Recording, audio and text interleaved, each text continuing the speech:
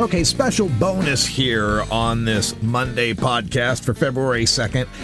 We have this tradition here at the old Rolla J Studios that after I get done and posting the podcast, my lady love and I sit on the couch and enjoy a joint and listen to the podcast. And we had just finished listening to the podcast, and she was really proud of the little part I did about the scammers that had called her and trying to scam her out of money. And no sooner had we just finished that, and I came in to start doing some other sort of work here in the studio, when Lori comes in with her phone ringing, and it's from, once again, a private number.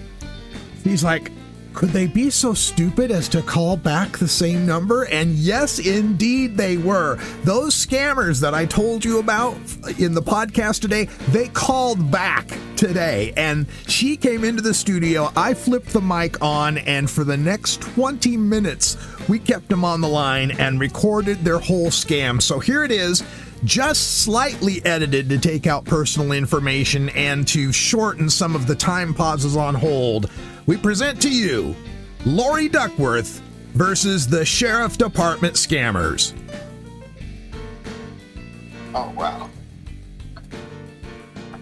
You see a forwarding address, but that is to a P.O. box. P.O. box. Oh, no, I have not had that P.O. box in a long time. Okay. And do you still reside in Jackson County now? No, I don't reside in Jackson County. Oh wow. Everything wrong. Alrighty. And you say you haven't lived there in a few years now, so I'm pretty sure you don't still know the residents who reside at that home address? No, I don't know the people that live there. I haven't lived there in more than 10 years. Oh, wow. Okay. For you, ma'am, I'm going to actually place you in for a DNR. DNR basically stands for did not sign and did not receive. That will alert the supervisor on shift as well as that federal judge that you may not have even received these summons, okay? Okay. The only issue we have here today is someone actually did sign off on those documents. So it gave that judge the acknowledgement that you knew when and where to show. And once you wasn't present on said date of December the 3rd, he had no other choice but to stick with his SOP, standard operational procedure, and issue out 2 Class C citations that are currently pending on your person as of right now. Okay. Okay. Would it be a problem with you making your way down to the sheriff's office, ma'am, to undergo a signature verification test? The sheriff's office where? In Jackson County, ma'am. I'm not anywhere near Jackson County. Oh, okay. Well, once I transfer you over to my supervisor, you can get the county that you're in. He can correspond with those guys down there, and you can report locally if that would be more convenient for you, okay? Sure. All right. You got a pen and paper, though, because I do have to give you these 2 citation reference numbers and then get you transferred over. Sure. Let me get a piece of paper. Hold on a minute. Okay, take your time. Hold on.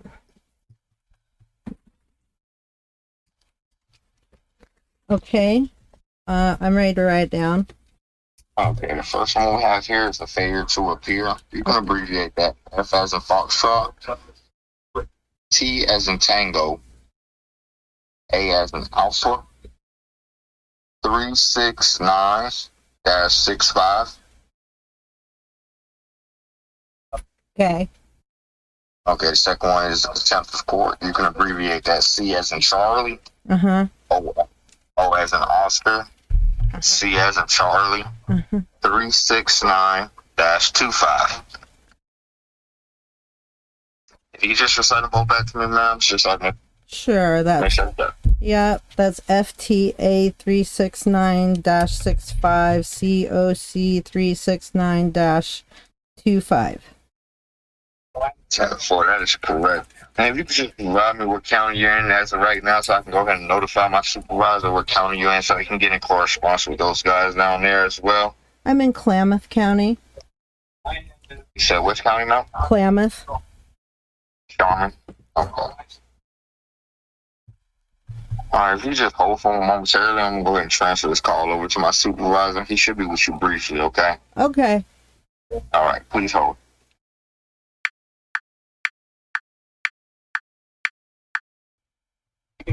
Okay, man. He's actually finishing up on the Zoom conference meeting. Cause you're not the only one going through this turmoil right now. We actually got over 2 dozen of you guys marked down for non-shows. The course is aware that over 2 dozen people not showing up for jury selection, especially federal grand jury selection, is just basically unheard of. And I was looking at your case file. Would that address be Southwest now? Your stuff work? Hello, yes, what about? Is that the current home address? No, that's not my current home address. Okay, yeah, we have this file all completely wrong. All right, I'm just adding side notes to this. You haven't resigned at the Jackson, the 3149 one for 10 years. Okay, so just bear with me. He should finish up on his Zoom conference meeting shortly. He shouldn't be that much longer, okay? Okay. All right, thank you, please hold. Jackson County Sheriff's Department, Sergeant Dan Burke here. Hi. Okay, give me one moment while I place your file in the transport portal so that I can get all of your documents and your information, okay? Okay. Okay, give me one moment. Sure. Okay, now, before we do proceed, ma'am, I must inform you that this call is being recorded and may be monitored for your legal safety as well as my own, okay? Mm-hmm. Yes. Now, you are contesting that you never signed for nor received anything due to your honorable judge's court summons. Is that a correct and accurate statement for you? That's correct. Okay, and were you notified that we do actually have a signature here on file that gave us acknowledgement that you knew when and where to show? So once you didn't show, that case had to be postponed for 48 hours. That is a great big deal, okay? Okay. I never received anything. I haven't lived at that address for over 10 years. Okay. And is it anyone that could have actually signed for or received that honorable judge's court summons, ma'am? I don't know the people that live there. That home was sold in a divorce. Yes, ma'am. Can you not hear me? I said, I don't know who lives there. I haven't lived there for 10 years. That home was sold in a divorce. Okay. I do understand what you're contesting, okay? Now, do you have reliable transportation and valid identification, ma'am? Yes. Okay, so would it be a problem for you actually making your way down to the sheriff's department? What sheriff's department are you asking me to go to? And why would I go to the sheriff's department? Because you're going to have to actually come down for what's known as a signature analysis, okay? And as of now, you do have 2 active pending warrants, and you do have to get those off the frozen warrant status, okay? Okay, well, if I have 2 active warrants, why hasn't anybody showed up to my address? Okay, because we are giving you this courtesy call, ma'am. If you just want to go through your criminal procedure, that's perfectly fine. I can transfer your file, okay? I'm not here to go back and forth with you about why you haven't been picked up yet. But if you want to, ma'am, I can just transfer your file. Is that what you want? Well, I'm not sure what you're asking me to do other than get in the car and drive to the sheriff's office. So I guess if I gotta do that, I'll go. But I can't go to the Jackson County Sheriff's Office. I'm nowhere near there. Okay, that's perfectly fine, ma'am. Let's just speak then. We have to communicate, okay? Because what you're doing is actually seeming as you just want to get turned in, or you just want us to dispatch our officer to your address, okay? They will be able to actually find out where you do reside if we have to transfer that file over to the criminal division, okay? Well, my address is on file at the DMV. That's why I'm informing you, ma'am. For some reason, I don't know why that actual document got sent to that address, but if you need me to just transfer the criminal division, I can do that. Now, what actual county do you reside in, ma'am, so that I can get that transferred over? Klamath. Can you state that one more time? Klamath County. Okay, Klamath County. Okay. So what I'm going to do for you is, ma'am, I'm going to get your file transferred over to the Klamath County Sheriff's Department. Okay. So they can further assist you, okay? Sure. Now, what do you say? Sure, that sounds good. Okay, now before we proceed, ma'am, I must inform you also that there are 2 special conditions that has been placed down by the Honorable Judge in the Federal District Courts. The first is what's known as a make and maintain contact order. What that simply means is, while you make your way down to the Sheriff's Department, we're going to stay on an open line of communication so that you're not actually confronted while traveling with those 2 active infractions, okay? Okay. So there will be no disconnect, mute, merge, hold, or sideways texting. This is a transcript call, meaning that it is recorded and may be monitored for your legal safety as well as my own. Okay. And it will mark you non-compliant by default of done so. Okay. Now, Now, if your file is marked non-compliant, that means that they're going to just.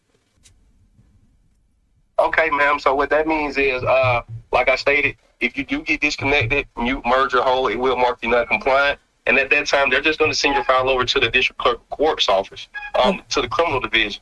Once your file is transferred over there, ma'am, they're going to just send out U.S. Marshals to apprehend you for 48 hours to 72 days. Do you understand? Yes. Okay, your second special condition is what's known as a federal suppression gag order. What that simply means is, ma'am, you're not to disclose this information to anyone outside of law enforcement, no unauthorized third party, only because this is an ongoing investigation on who actually signed for and received this honorable judge's court summons. And we also must just protect the integrity of this ongoing federal trial to make sure that it's not led to a mid-trial. Do you understand? Well, I would be able to discuss this with my attorney. I'm legally allowed to discuss anything with my attorney. Yes, ma'am. Once you come down to the sheriff's department. Now, if you want to actually go ahead and transfer your file over, that's perfectly fine. At that time, what I will have to do is transfer that file to the criminal division. And at that time, your attorney can actually speak with our legal representation, okay? But when I get to the sheriff's department, I can call my attorney? Yes, ma'am. Okay, that's great. Correct. Okay. Sounds good. Okay. One moment. I'm actually corresponding with that county.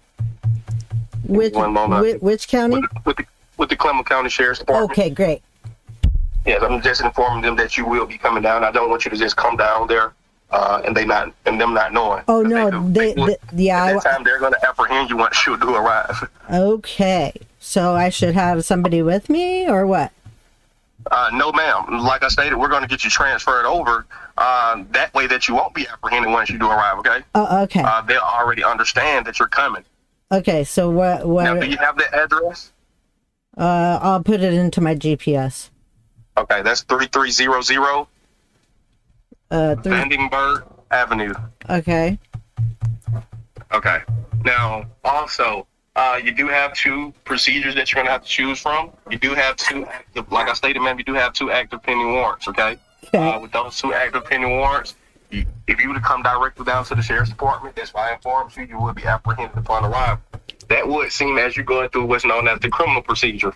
Now, with that criminal procedure, what that simply means is that basically you're going to come in, contest that you knew when and where to show, that you signed up for, and receive that honorable judge's court summons.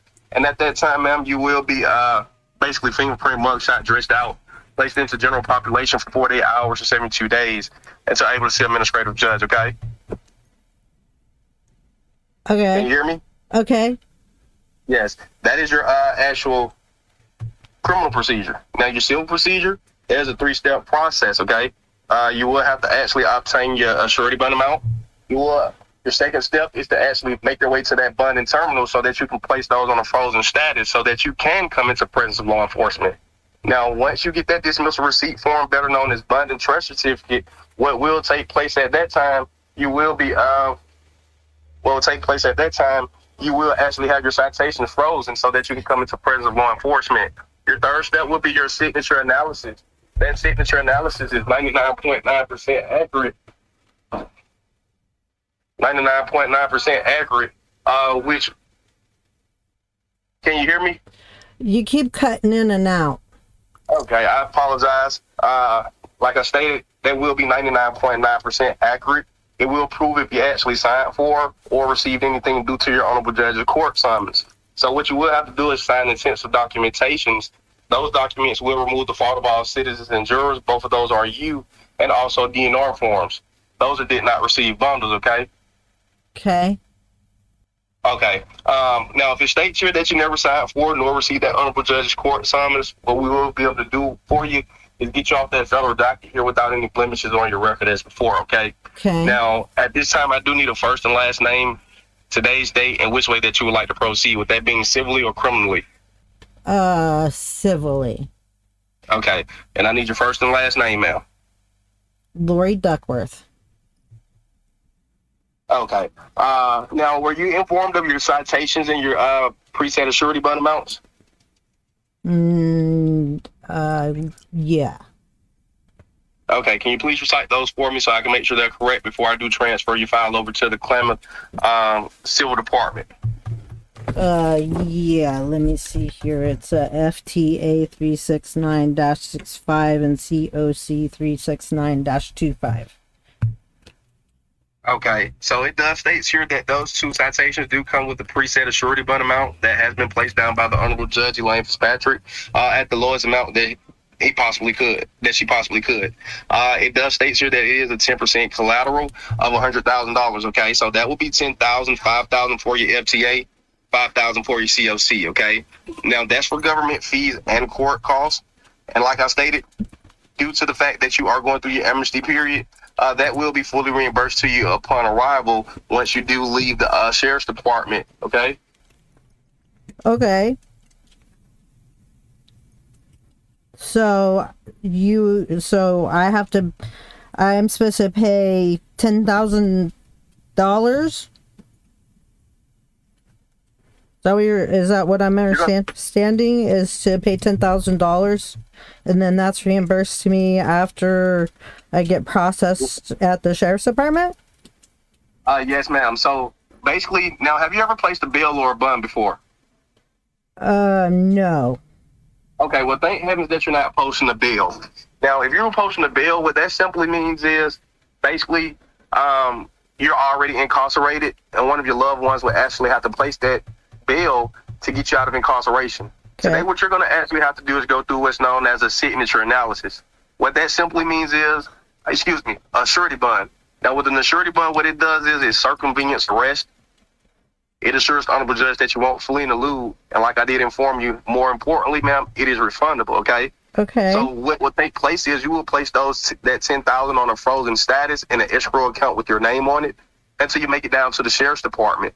Once you come down for that signature analysis and it shows that you never signed for nor received anything due to that Honorable Judge's court summons, that $10,000, yes, ma'am, it will be fully reimbursed to you before you leave the department if you're 100% sure and correct that you didn't sign for nor receive that, okay? Okay, yeah, no, I didn't, and I'd bet $10,000 on it, so how do I send you that money?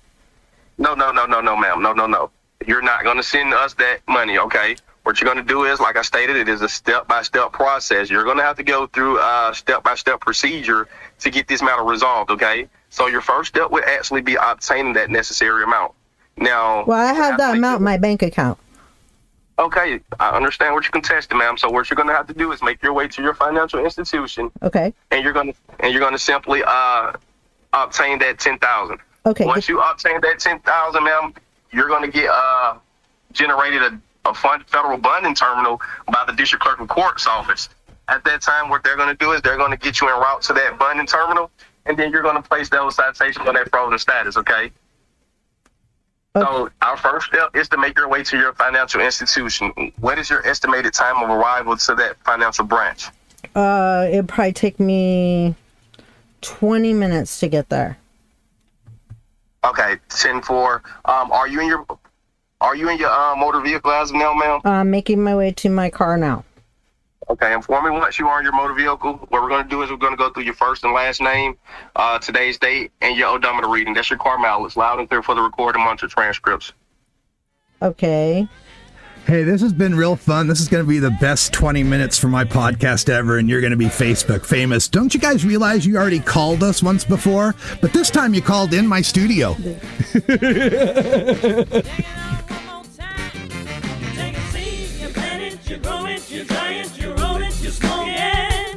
You take a seed, you plant it, you grow it, you dry it, you roll it, you smoke it. You take a seed, you plant it, you grow it, you dry it, you roll it, you smoke it, and it goes down.